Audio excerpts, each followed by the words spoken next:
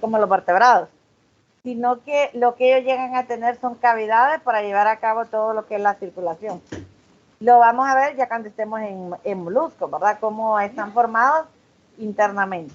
Pero es más que todo eso. No, todavía llegamos a artrópodos, equinodermos, y no tienen un corazón en sí, sino que son cavidades que sirven para llevar a cabo lo que es la circulación. Por ejemplo, en los anélidos tienen 5 cavidades, que por eso se le dicen 5 corazones, pero son cavidades. Ok, y sobre los nuevos especies, creo que decía más o menos de platealmintos que se encontró en México. ¿Sabe algo sobre eso? ¿Pero de cuál? Ay, eso sí, no me acuerdo, pero es que estuve leyendo un documento que en México se acaba de encontrar. A una Una nueva nueva. especie de platealminto. Dice que no he buscado, voy a buscarle y tal vez en la próxima clase le digo. Ok, gracias. Sí, es que recuerden en lo que yo les dije. Como hay tantas cosas que no se han estudiado, cada vez vamos viendo de que hay otra especie y anualmente la lista nunca es la misma. Y cada vez se está incrementando y se está incrementando más. Y ahora con el cambio climático, hay muchas especies que están sufriendo, en este caso como que se están adaptando y también unas mueren o se pierden por completo y otras en este caso se adaptan a esas condiciones y cambian completamente. Entonces estamos encontrando nuevas especies. Sí, porque decía, bueno, más o menos lo que leí, porque no fue que leí todo el artículo, pero sí decía de que son nativos de México, pero no sé, por eso le Sí, preguntaba. vamos a ver, por ejemplo, en equinodermos se han encontrado, en este caso, no sé si conocen, por ejemplo, los dólares de arena. Y se encontró, creo que hace como 2 años, una especie que pensaban que ya no existía y la fueron a encontrar en México. Entonces, depende de cuánto estudio se haga. El problema es, imagínense en nuestro país, con todos nuestros bosques, con todo lo que es a nivel marino, con todos nuestros ríos, ¿usted cree que no tendríamos un montón de especies nuevas? Es que, casi como dice usted, aquí en Honduras es bien complicado porque no se le da la oportunidad, no se le da la importancia como tiene que ser. ¿Sí? Porque creo que si se ponen a investigar así como tiene que ser, que dejaríamos países por bajo, tendríamos mucho más. El problema, por ejemplo, mire Costa Rica tiene mucha investigación y por eso ellos o México sobresalen a todos los demás países del área.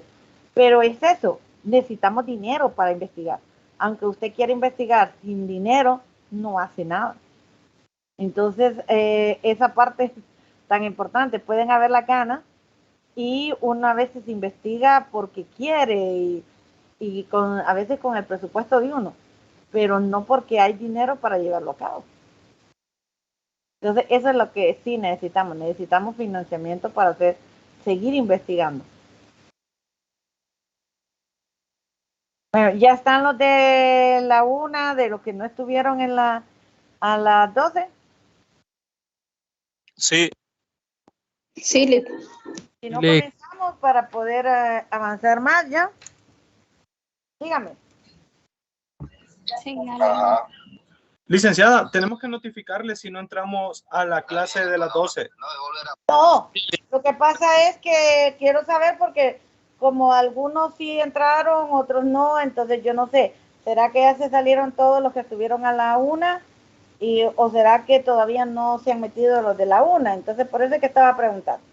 Acuérdense que yo bajo las listas y después en este caso yo solamente saco la asistencia de acuerdo a las secciones, entonces no hay ningún problema.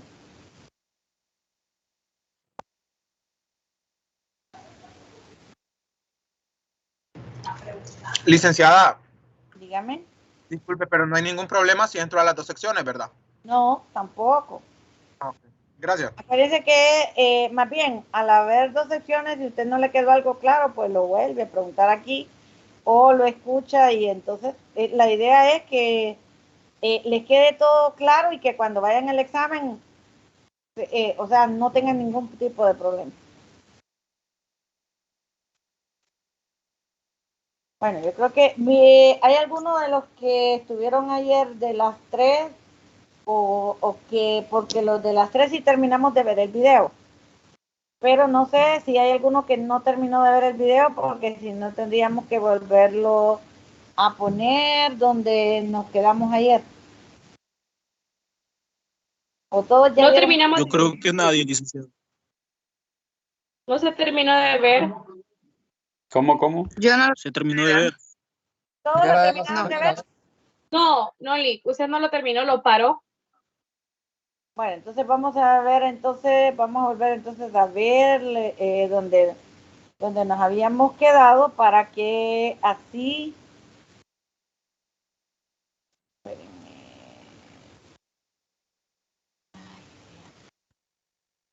No, y no puse compartir, espérenme. De nada me sirvió. Es que el internet de aquí de la U es lo pésimo y miren, tiene que esperar que vaya cargando hasta la página. Ahorita todavía no me ha cargado nada. Y no puse el sonido.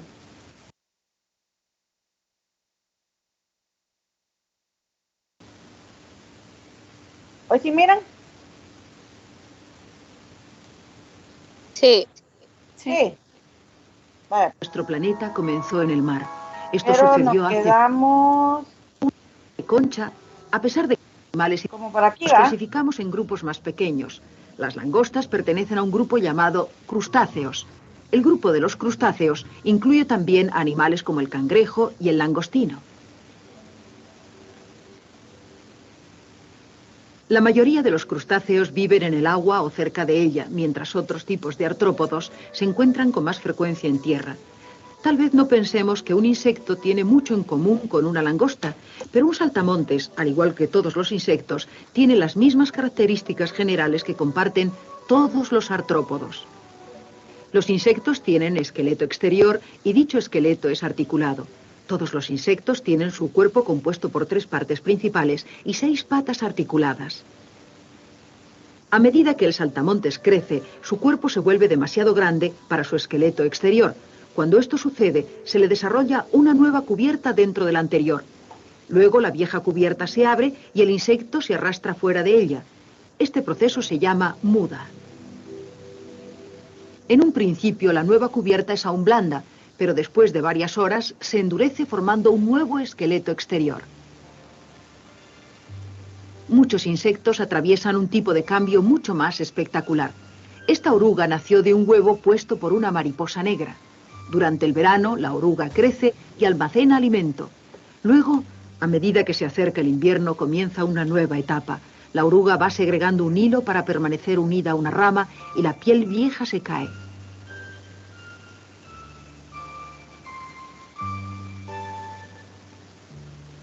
La oruga estará protegida del frío del invierno mediante la nueva cubierta de su piel. Esta cubierta blanca se endurecerá convirtiéndose en una funda llamada crisálida. Dentro de la crisálida, el cuerpo de la oruga sufre un cambio. Después de unos meses, la crisálida se abre y de ella sale una mariposa.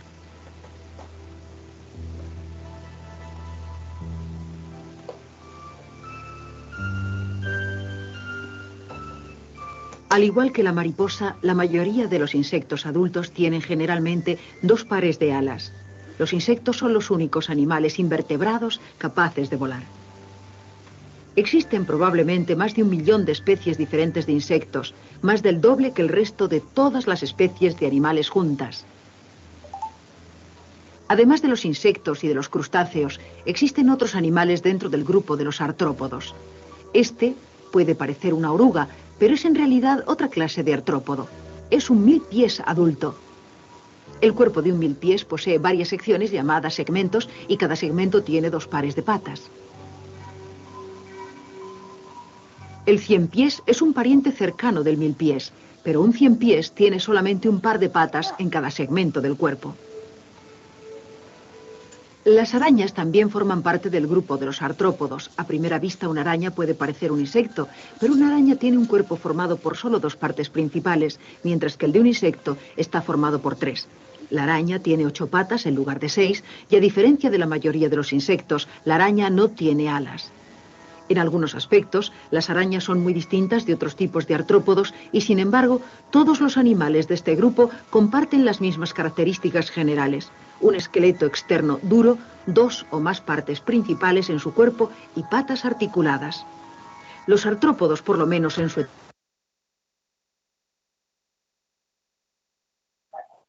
Se paró, Lick.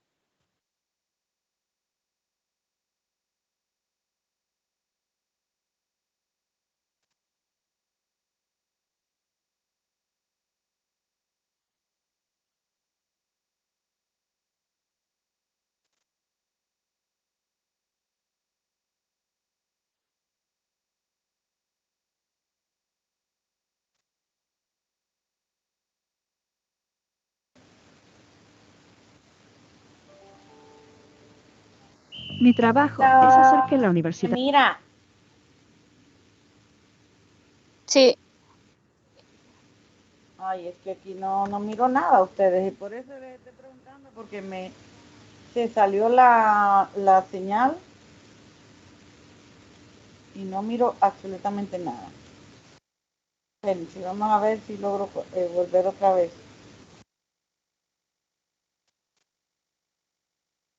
Bueno, entonces vamos a seguir hablando. No sé si logramos ver. ¿Sí Sí. logramos ver? sí se ve. Entonces vamos a hablar de quiénes son los protozoarios. Espérenme que a mí no me aparece nada. No sé ustedes qué están viendo. La que dice protista.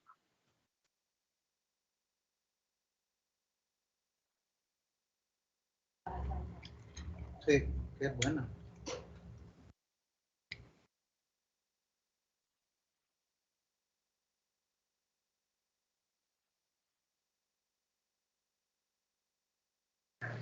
Está con las diapositivas de las características generales, Lick.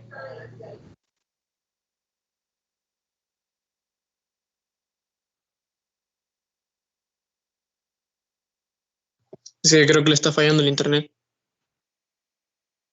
Tenemos lo que es los protozoarios, que es el que nos interesa. ¿Me escuchan? ¿Me escuchan? Sí, eso lo escucho. Sí. Sí, Lick. Ah, bueno. Tenemos que el grupo que nos interesa, que son los protozoarios, que para algunos pertenece a lo que es al reino protista y no es considerado como que fuera un animal. Hay otros autores que dicen, no, pero sí es un animal, o sí tiene las características. ¿Por qué nosotros lo vamos a ver a pesar de eso? Porque nos interesa, porque los protozoarios son considerados como que son los ancestros y que dan origen a los animales. Entonces necesitamos conocer quiénes fueron los protozoarios, de dónde vienen, cuáles eran sus características, y que luego o se consideran que son los ancestros de los animales ya verdaderos. Entonces, los protozoarios se han descrito aproximadamente 64,000 especies, pero de eso la mitad de ellos son fósiles. O sea que queda solamente aproximadamente entre 30,000 a 34,000 especies que todavía se conocen. ¿Qué pasa con ellos? Dentro de los protozoarios vamos a encontrar organismos que van a ser, que todavía son autótrofos, como por ejemplo las algas. Y vamos a encontrar algunos que son heterótrofos. Entonces, por eso es que algunos dicen, no, pero no es animal, si todavía son autótrofos. Entonces, pero miremoslo desde el punto de vista que son los ancestros de los animales. Y necesitamos conocer quiénes son, cuáles son esas características, en este caso, que hace que se les considere los ancestros o que dieron origen a todos los demás animales o a todos los animales verdaderos. ¿Quiénes son? Son unicelulares, son eucariotas, no tienen órganos, no tienen tejido. Y la palabra protozoario viene del griego proto, que es primero, zoo, animal. Entonces imagínense, hasta ahí todavía se consideraban que eran los primeros animales. Por eso necesitamos saber de ellos. ¿Quién estudia? La protozoología. O sea, el protozoólogo es el que se encarga de estudiar todo lo relacionado con lo que es los protozoarios. La mayoría de veces el que conoce más de protozoarios es el microbiólogo. El microbiólogo es el que hace más estudios e investigaciones con los protozoarios. Realmente nosotros como biólogos casi no conocemos a los protozoarios. Pero ustedes se van a dar cuenta cuando miremos ya los grupos que los protozoarios están o son parásitos o son comensales o viven dentro de organismos que son como los vertebrados o como los mismos invertebrados que a nosotros nos interesan. Y además de eso, que transmiten enfermedades. Y al transmitir enfermedades, debemos de nosotros también como biólogos conocerlo. ¿Quiénes tenemos? Pues tenemos a las amebas, tenemos a los ciliados, tenemos a los flagelados, pero también tenemos a los que son formadores de esporas. Todos ellos son, en este caso, pueden ser coloniales como pueden ser también solitarios. Lo que importa aquí es que los protozoarios son pequeños, son microscópicos, o sea, algunos de los protozoarios necesitan tener un estéreo o un microscopio para poderlo ver. No son organismos de tamaño grande. Entonces, ahí es donde necesito tener un estéreo para verlo. Si miran una ameba, en una ameba no es que vamos a decir, ay, ahí va una ameba corriendo. No, ni siquiera las podemos ver. Entonces son micras las que a veces ellos miden o a milímetros. Hay algunos que son más grandes, como dentro del grupo de las amebas, los radiolarios, los foraminíferos, que son de los organismos un poquito más grandes que vamos a poder ver dentro de los que son los protozoarios. ¿Qué son? Bueno, pueden ser parásitos, como pueden ser depredadores. Lo más característico que vamos a encontrar es que muchos de ellos son parásitos o viven a expensas de otros organismos, o sea que son mutualistas, pero no le causan daño. Hay otros que no, directamente son depredadores, y otros producen enfermedades, como por ejemplo, de las enfermedades que vamos a ver es la leishmaniasis, el Chagas, que son transmitidas por un protozoario. Entonces necesitamos saberlo. ¿Y quién lo transmite? Digamos en el caso del Chagas, la chinche. Pero en el caso de malaria, por ejemplo, un zancudo. Entonces imagínense si no sabemos que ese es un protozoario y cuáles son las características del protozoario que está dentro de ese invertebrado, entonces también andamos perdidos. Entonces por eso es que necesitamos saber quiénes son, cuáles son las características que tienen estos organismos. Pueden vivir solos o pueden vivir en colonia. ¿Qué significa? Que yo voy a encontrar a veces un organismo, un solo organismo que anda solito y anda por el agua, ya sea en los ríos o en el mar o en una planta epífita o dentro de un organismo. Pero hay otros que los voy a encontrar en forma colonial, o sea, en grupos. ¿Qué no tienen? No tienen órganos, no tienen tejidos, no tienen sistemas. Recordemos que son de los primeros grupos, entonces al ser evolutivamente de los primeros grupos no va a tener nada de eso, sino que ellos van a tener organelos que se especializan. ¿Qué significa? Que primero serán algunas células que fueron viendo que tenían que especializarse. ¿Para qué? Para desempeñar una función específica. Entonces ahí es donde vamos a encontrar ciertas células que sirven para defensa, para reproducción, para alimentación, para ósmosis, para excreción, que tuvieron que especializarse para desempeñar ahora esas funciones. Entonces por eso les llamamos organelos. ¿Me estoy dando a entender? Sí. Sí. ¿En qué tipo de ambiente vive? Pues la verdad es que viven en todos lados. Viven en hábitat marino, como viven en hábitat de agua dulce, como también en terrestre. ¿Qué es lo que necesitan? Humedad. Si estoy viviendo en el hábitat terrestre, yo necesito que el lugar sea húmedo. Por ejemplo, las amebas pueden vivir en hábitat terrestre, pero por ejemplo en plantas epífitas. Porque las plantas epífitas cuando llueve o en el amanecer, recogen agua. Entonces, por eso ellas recogen cierta cantidad de agua y hay amebas que las encontramos dentro de ellas. Si no están las condiciones adecuadas, entonces ellas sufren algo que se le llama enquistamiento. ¿Y qué es enquistamiento? Es como una etapa en la cual ellos, cuando las condiciones son adversas, entonces eso hace de que el organismo diga, bueno, no, ya no hay agua, o hay demasiada temperatura, o las temperaturas son muy bajas. Entonces buscan una estrategia para sobrevivir. ¿Y cuál es esa estrategia? El enquistamiento. Entonces ellos lo que hacen al enquistarse es como que paran su función y ya no siguen ni alimentándose, ni excretando, ni haciendo nada, sino que se mantienen así por un montón de tiempo. Entonces forman una película dura en todo alrededor de ellos y digámoslo así, hay algunos que lo logramos ver como que fuera un granito. Entonces como un grano así, porque esa película sirve para protección. Entonces a eso le llamamos enquistamiento. ¿Sí? ¿Qué tipos de simetría tienen? Bueno, la verdad tienen todos los tipos. Son asimétricos, son radiales, son esféricos y los más evolucionados llegan a tener simetría bilateral, que serían los ciliados. Dentro del grupo de protozoarios, los ciliados serían como que los más que tienen características un poco más evolucionadas.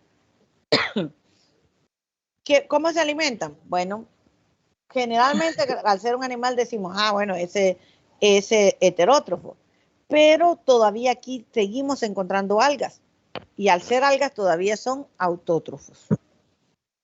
¿Qué también tenemos? Mixotróficos, o sea, que quiere decir que puede ser autótrofo o puede ser heterótrofo. Tengo de las dos cosas, por eso se le llama mixotrófico. Y saprozoico es que me alimento, en este caso, de cosas en descomposición. Entonces, por eso me convierto en un saprozoico. ¿Preguntas? Dolly.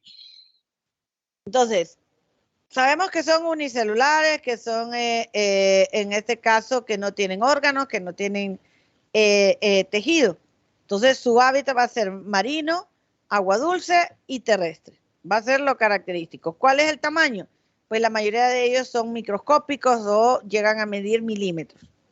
O sea que son organismos muy pequeños. Y es lo que les decía, que necesito, en este caso, lo que es un microscopio, un estereoscopio, para poderlo ver. Ya que de ahí no lo voy a poder, en este caso, poder ver.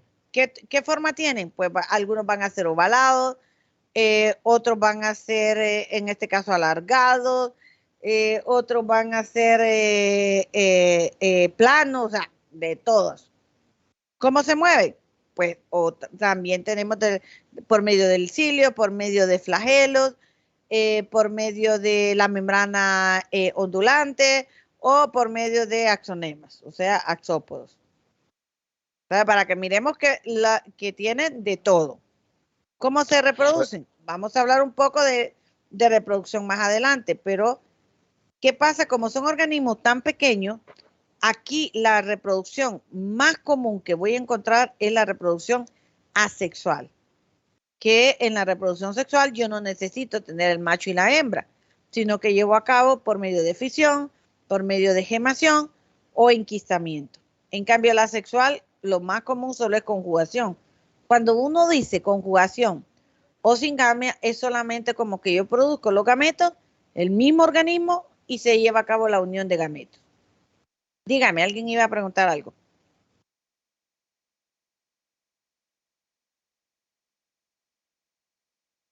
No sé, escuché a alguien, pero si no hay nada, entonces sigo. No hay nada. La alimentación. Sí, es que dijo anteriormente, antes de la reproducción, mencionó algo importante que no lo pude anotar. ¿Pero qué era? ¿Se acuerdan ustedes? Hace poquito lo dijo, antes de la reproducción.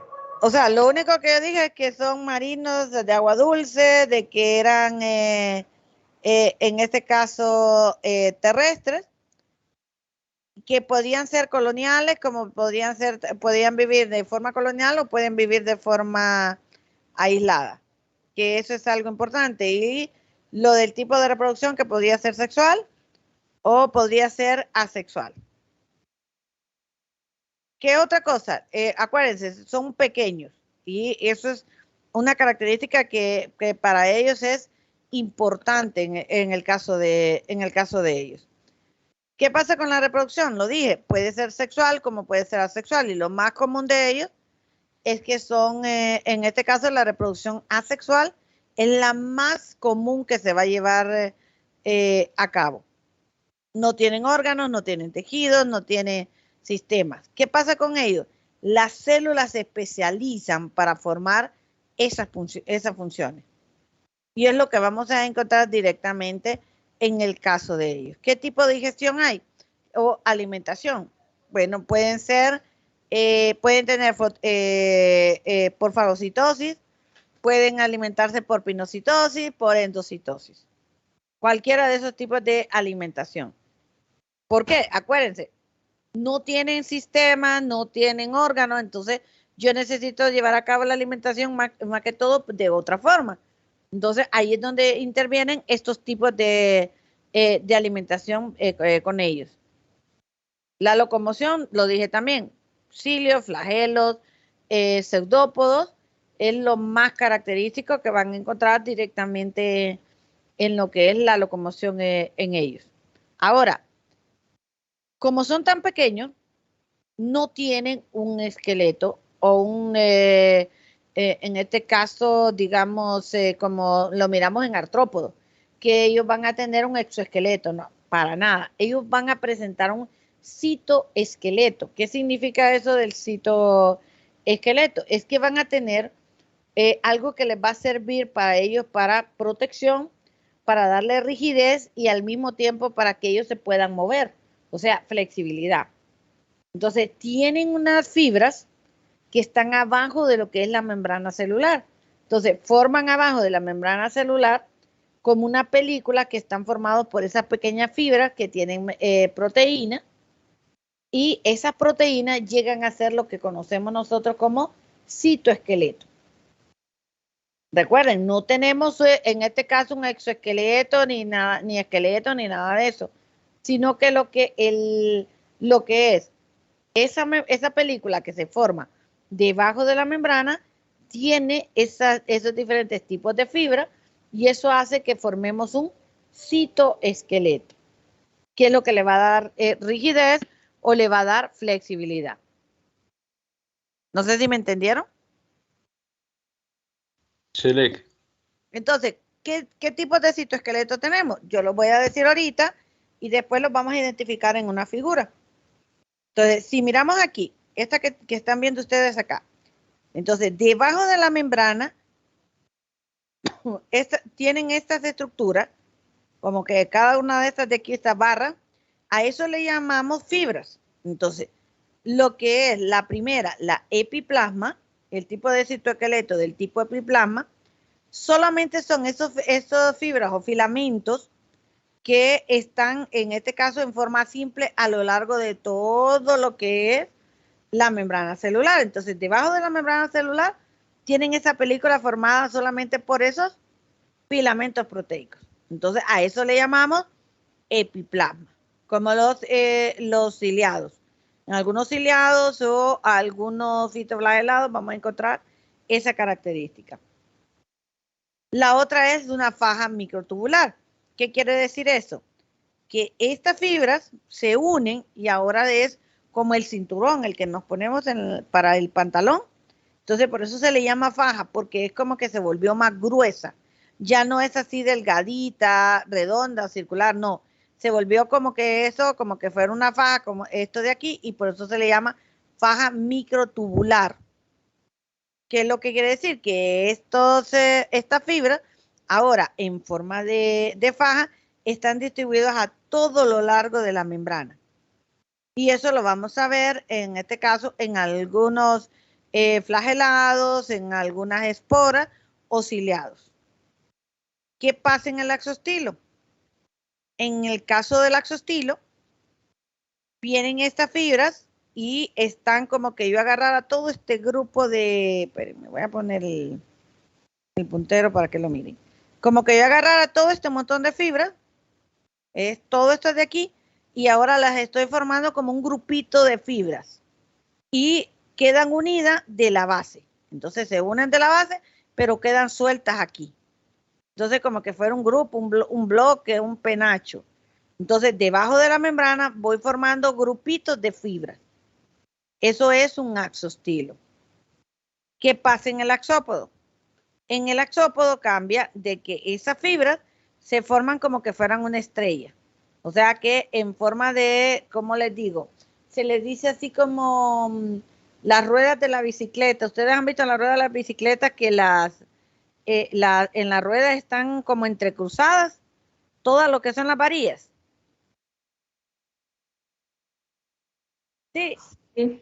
Sí, Lick. Sí, Lick. Entonces, a eso se le llama axópodo. Y las últimas es que esta, como la faja microtubular, esa se vuelve mucho más gruesa, pero una faja como una, en este caso como una capita. Entonces, hay algunas que tienen celulosa, y hay otras que están vacías. Entonces, depende de qué organismo se encuentre. Entonces, estos alvéolos con placas de celulosa los voy a encontrar, por ejemplo, en dinoflagelados. Y los alvéolos simples los voy a encontrar, por ejemplo, como en ciliados, en formadores de esporas de diferentes formas. Entonces, a esto aquí, cuando están en los alvéolos, le llaman vesícula. Entonces, mírenlo aquí. ¿Qué pasa aquí? Aquí está la membrana. Todo esto está la membrana. Pero por debajo de la membrana yo tengo solamente fibras simples. ¿Cómo le llamamos? Acabo de decir. Epiplasma. Epiplasma. Correcto, epiplasma. Entonces, en cambio, cuando estas fibras se unen y forman como unas fajitas más gruesas, en todo el largo, ¿cómo le llamo? Faja microtubular. Faja microtubular. Exacto. Entonces, esto es la faja microtubular o costillas microtubulares.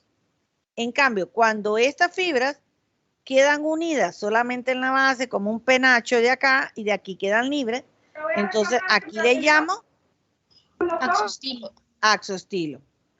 En cambio, estas fibras, en vez de ir así, miren, están irradiando y formando como estrellas.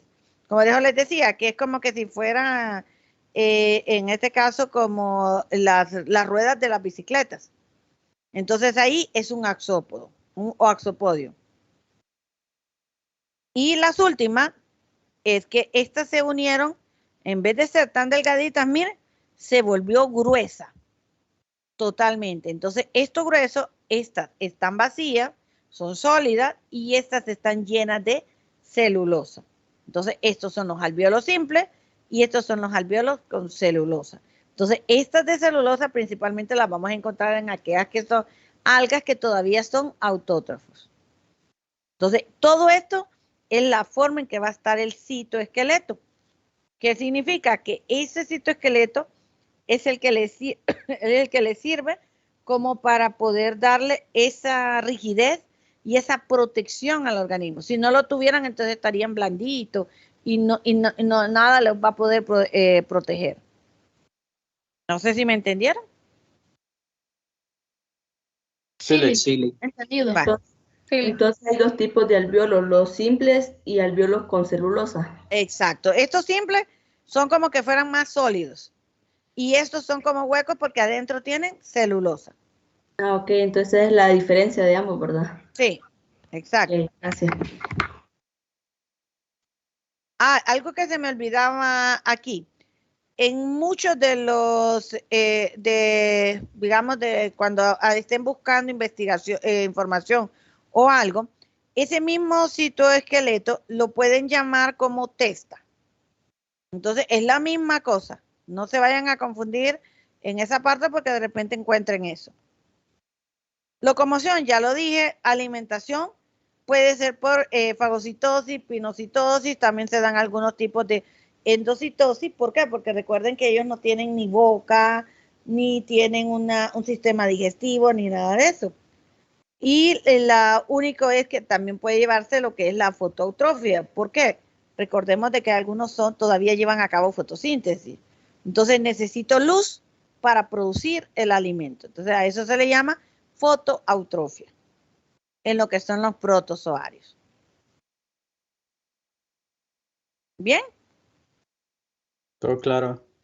Entonces, ahora, vamos a hablar de que dentro del organismo, yo voy a tener de que como ellos no tienen ni órganos ni tejidos, muchos de ellos van a ser anaerobios obligados o facultativos. Y todos los procesos, principalmente, por ejemplo, la entrada de agua se lleva a cabo por ósmosis, o sea, por las diferentes concentraciones que hay adentro y afuera. Entonces, cuando miramos el organismo por dentro, miran todo esto que está aquí, como no hay ni órganos ni tejidos, vinieron células que se especializaron. Entonces, esta célula se especializó para regular la entrada de agua y la salida de agua. Entonces, a esto se le llama vacuola contráctil. Entonces, esta vacuola contráctil está formada por diferentes, en este caso, canales de alimentación y está formado por lo que son ámpulas. ¿Qué quiere decir eso? Que todo esto viene y lleva el agua hacia la vacuola contráctil. Y aquí la vacuola contráctil está llena, que es esta de acá, miren. Aquí se mira llena de agua. Y después la vacuola contráctil deja salir el agua y es cuando ella expulsa el agua fuera de lo que es el organismo. Entonces, es una de las formas en las cuales el organelo se modificó, evolucionó y se especializó para llevar a cabo otra función. ¿Qué tenemos además? Dígame. La vacuola contráctil dijo que estaba formada por varios canales ¿de qué? Canales de alimentación. Y por lo que es la ámpula. Entonces, por eso a todo esto le llamamos el complejo de la vacuola contráctil. Solo lo que está en medio es la vacuola contráctil. Pero si yo ya enfoco todo esto, así como es el circulito que está aquí, entonces ya es el complejo de la vacuola contráctil. ¿Qué es la ápula? Ya lo vamos a ver. Si miramos aquí, esta es la vacuola.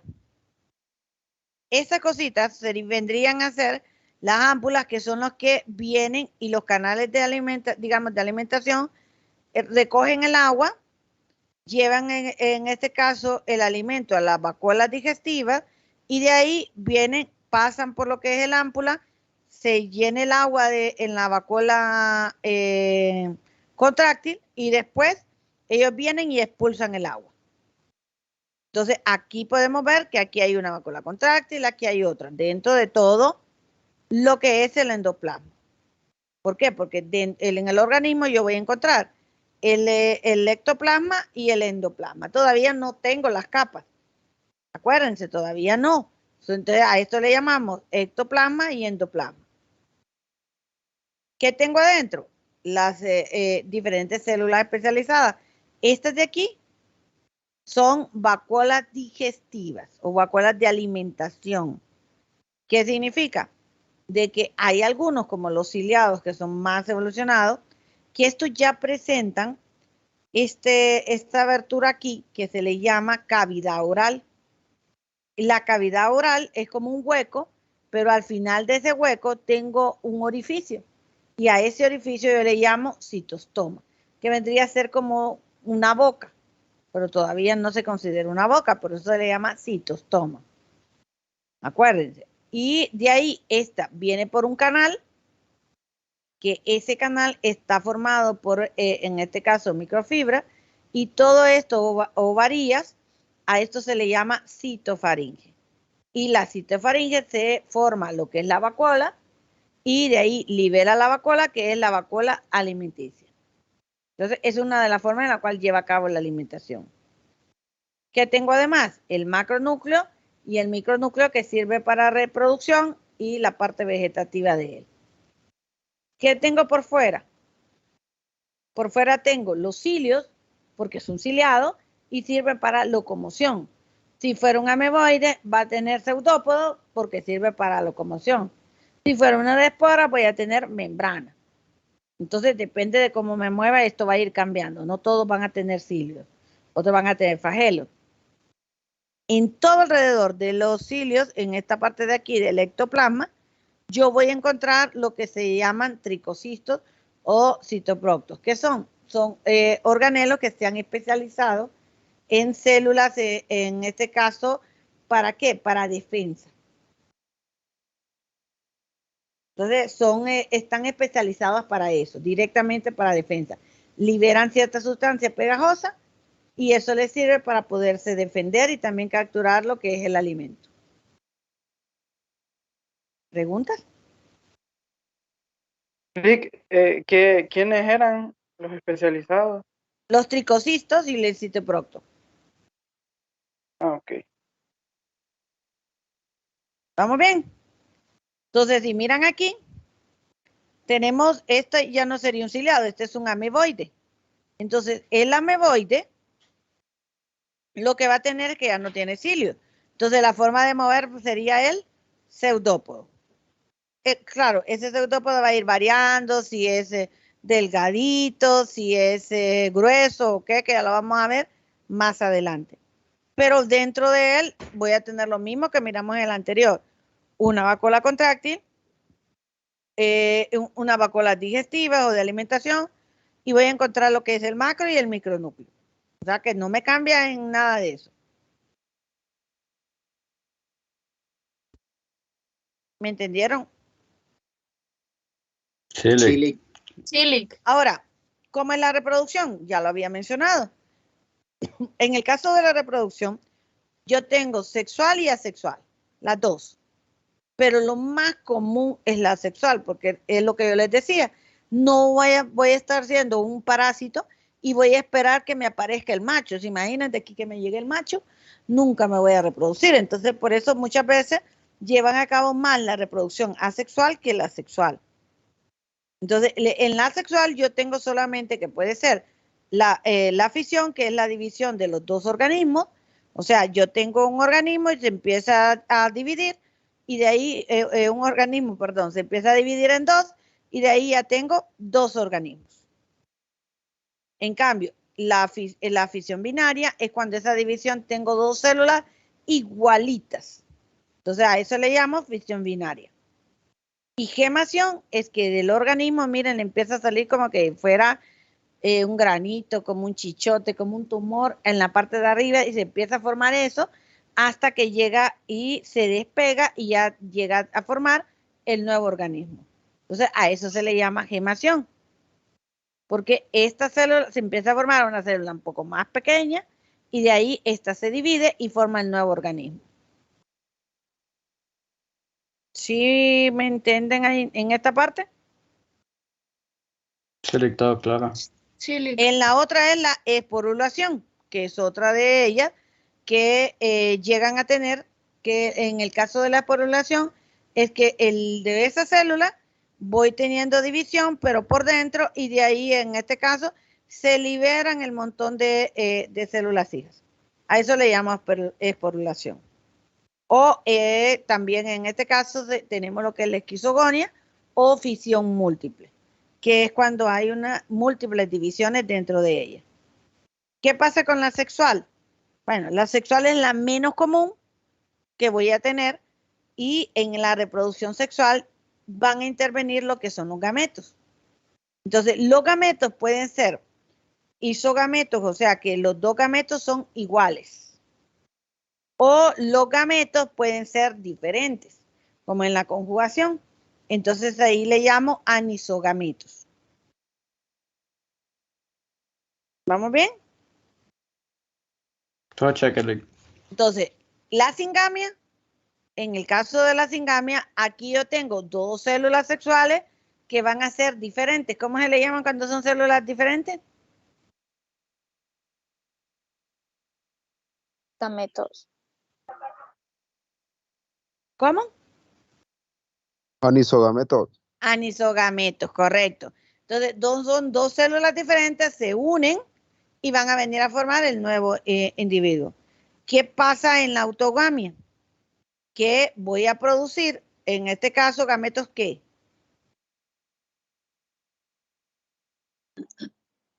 ¿Gametos qué? Iguales. Gametos iguales. Isogametos. Autogamia van a ser isogametos. Entonces voy a producir dos gametos iguales y de ahí voy a producir el mismo organismo. O sea que él mismo produce los dos tipos de células. Y ahí lo único que hacen es, en este caso, llevar a cabo o producir el nuevo organismo. Entonces, en la autogamia, de un núcleo se divide y forma el cigoto. En la conjugación ya es diferente. Aquí ya hay intercambio de núcleos. Entonces, cuando hay intercambio de núcleos, voy de acá para producir el nuevo organismo. ¿Estamos bien hasta ahí? Todo claro, Lick.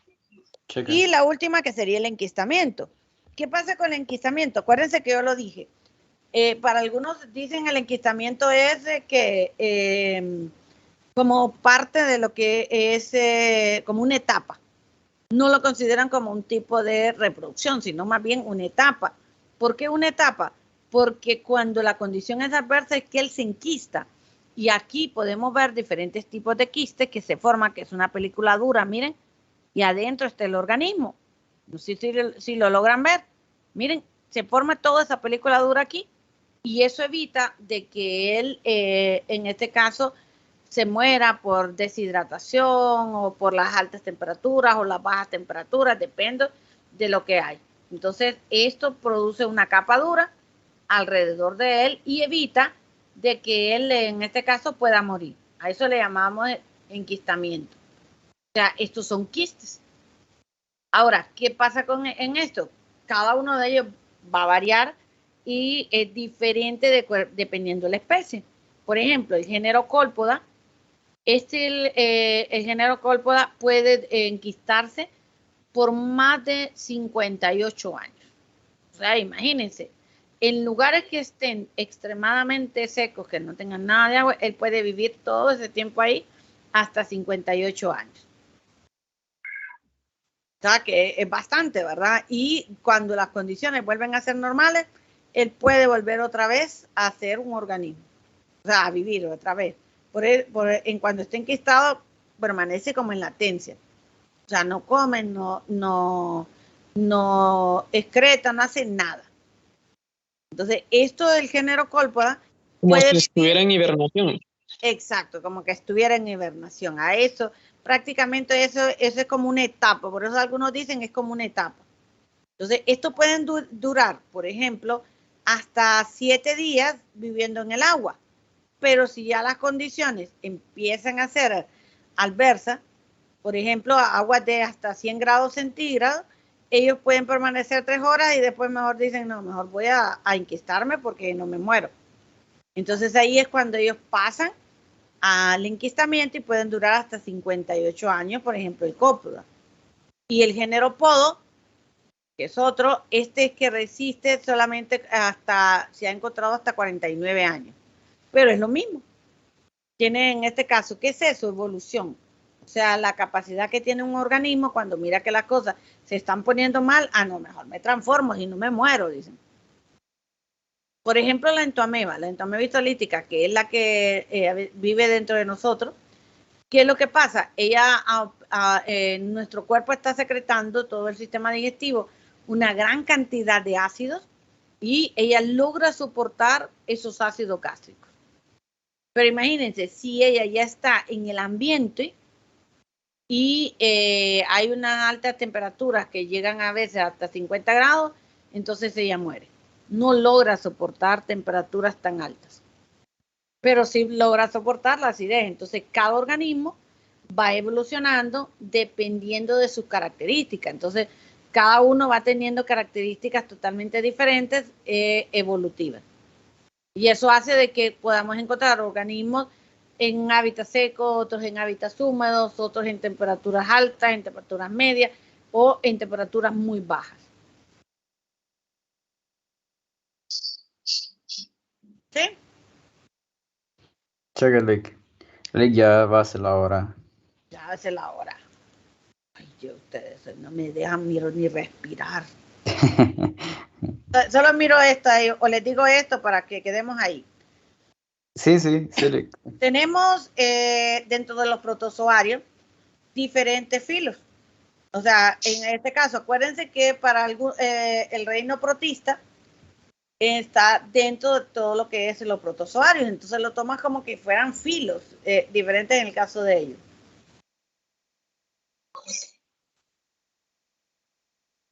Rizófago. Entonces, si miran ustedes ahorita acá, protozoos flagelados. Entonces, aquí, en este caso, tiene 11 filos. De ahí tenemos, en este caso, además de los protozoos flagelados, tenemos los protozoos amiboides, que son en forma de ameba. Entonces, aquí yo tengo todos estos de aquí son los filos que van a tener cada uno de ellos. Entonces, en los protozoarios yo voy a tener 4 grupos, mirámoslo de esa forma. Los flagelados, los ameboides, los formadores de espora y los ciliados. Me tengo que grabar eso. Tengo 4 grupos, acuérdense, 4 grupos. Flagelados, ameboides, formadores de espora y ciliados. ¿Estamos bien? ¿Cómo, Lick? Flagelados, ameboides. ¿Y cuáles eran los otros dos? Formadores de espora y ciliados. Ah, ok. En flagelados los vamos a dividir en fito y zooflagelados, pero ahorita ya les voy a enseñar eso después. Entonces, en flagelados, por ejemplo, tenemos algunos filos como euglenofita, clorofita, dinofita, coanoflagélida, kinetoplástida y metamónada. Estos son algunos de los filos que vamos a encontrar en flagelados, que muchos ahí incluyen lo que son las algas, acuérdense. En ameboides vamos a encontrar lo que son las amebas, los foraminíferos, los heliozoos y los radiolarios.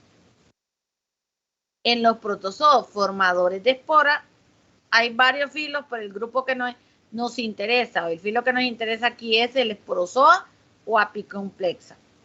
Es el que vamos a ver y el que nos interesa dentro de este grupo. Y en los ciliados tenemos el filo ciclófora. Ciliófora, perdón. No vayan a confundir con ciclófora, que lo vamos a ver. Ciclófora lo vamos a ver en pseudocelomado. Entonces, este es el grupo de los ciliófora, de ciliados. Entonces, esta clasificación taxonómica la vamos a ver en Barnes y de acuerdo a la edición de Hitman. Pero actualmente ya tienen esta nueva clasificación taxonómica. No olvida, entonces este es un poco más moderno. ¿Qué pasa aquí? Que a veces nos confunde un poco porque pone a todos los grupos como mezclados. Ya no importa si son algas, si son formadores de espora, si son ciliados, sino que los mezcla a todos. Entonces, fíjense aquí ya tenemos a lo que son los opistocontos. Y los opistocontos, llego a tener a lo que son los coanoflagelados, los microporidios, los dinoflagelados, las amebas y los ictioporidios. O sea, que antes estaban separados, ahora los tengo todos unidos. Entonces, aquí los opistocontos, llega a comprender todo lo que son algunos metazoos y hongos. Entonces, como que los mezcla mucho más. Entonces, eso es lo único que en este caso nos llega a confundir, porque al final entonces los unen. Pero en esta nueva clasificación yo lo tengo dividido en 3 grupos: opistocontos, piriplante y alveolata. En cambio, en la anterior yo tenía flagelados, ameboides, formadores de espora y ciliados.